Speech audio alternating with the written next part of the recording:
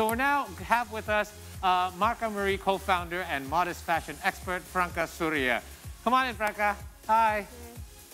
I know there's a lot of cameras in there. Hello, Franka. Good morning. Hi, how are you? Thank you. Good. Such a pleasure to have you here. Thank you for having me. Very happy to be here.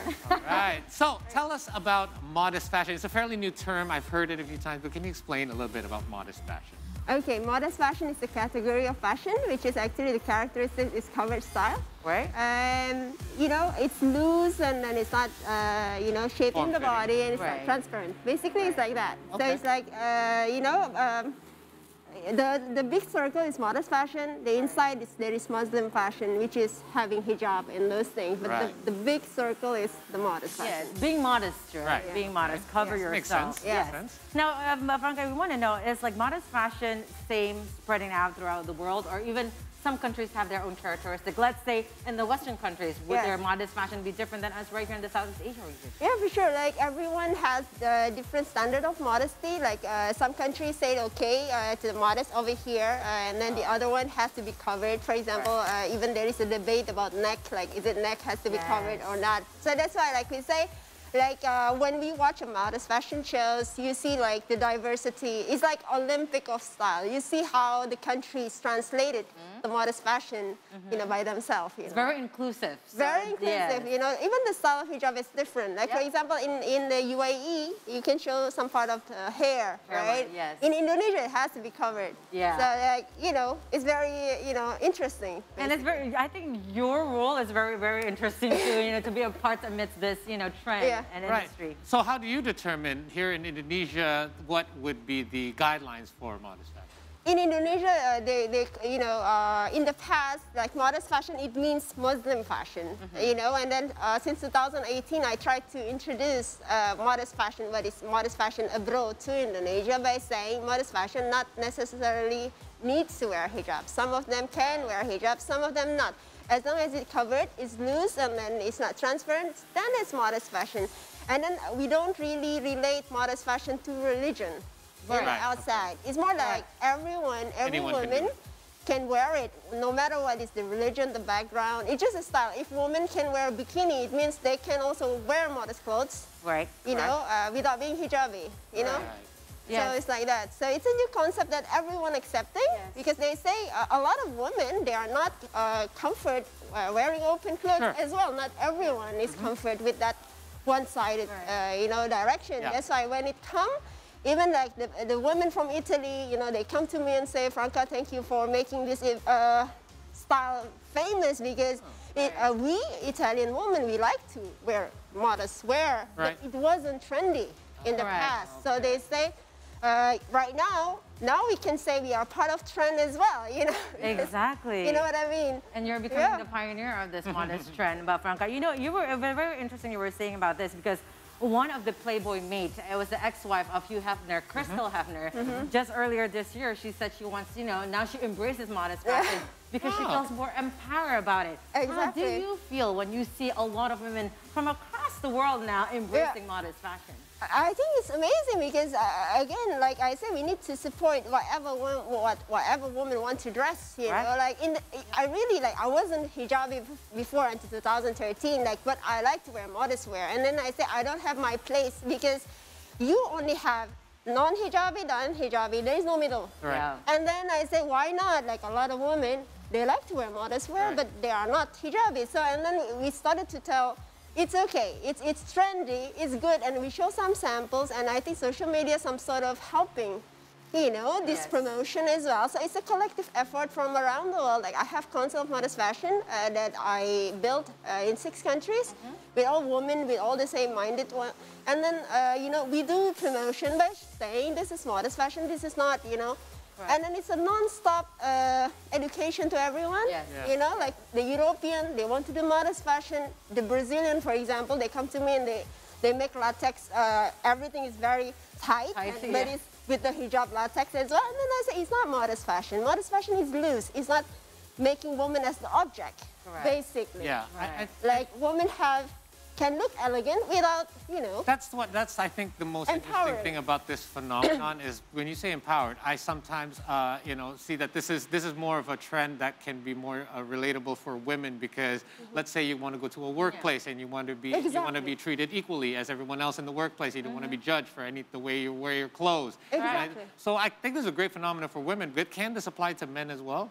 Yeah, I mean, women, I think men also, you know, modest men, actually, the style is more like culturally influenced, you know, because when we talk about modest fashion, you have Muslim fashion inside, which is, in some countries, they do have Muslim men style, you know, like this style, for example, right? They call it modest men, you know, because of the color. It was like this, right? This is from Pati, Indonesia. So it's like that. And then some men, they have this sarung style as well. That's what we brought to Dubai.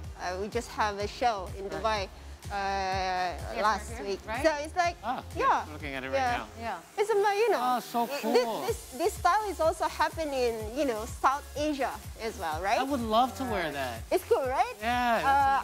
You will rock it. This is the actual designer, and then we restyle it, you know? Oh, we put the sneakers, you know, we put with so the cool. shirts, so it looks like relatable with jacket, right? So it doesn't really look cultural. It looks like more like leisure, like, you know? Right. Right. I would love to wear sarong everywhere.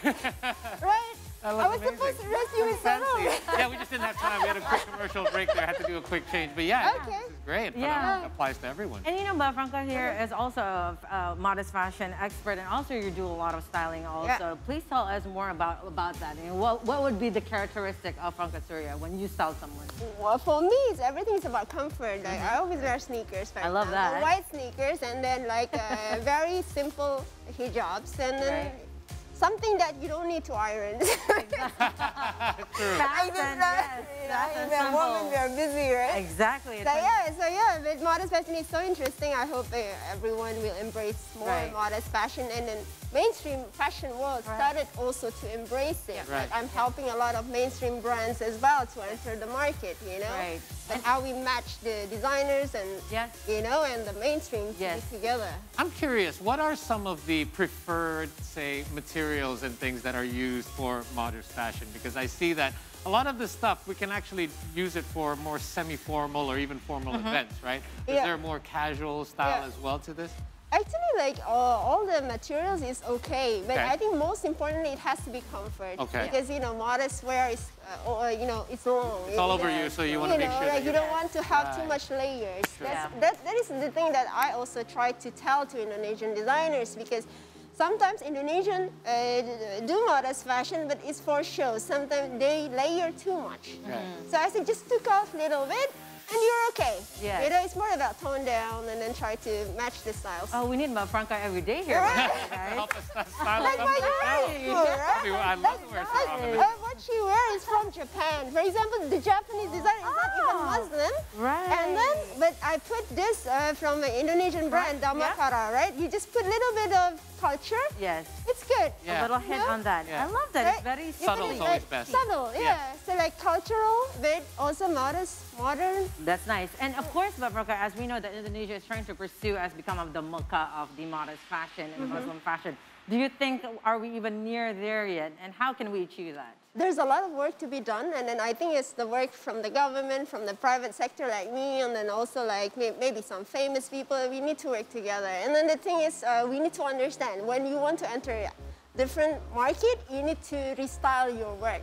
Like this is the restyle. You know, you don't really think it's, you know, it's local actually, right? But you put it like nicely. This is what I have been trying to tell people. Like, you cannot be, you know, trying to sell something that is selling in Indonesia and really force it to enter, for example, US or Middle East.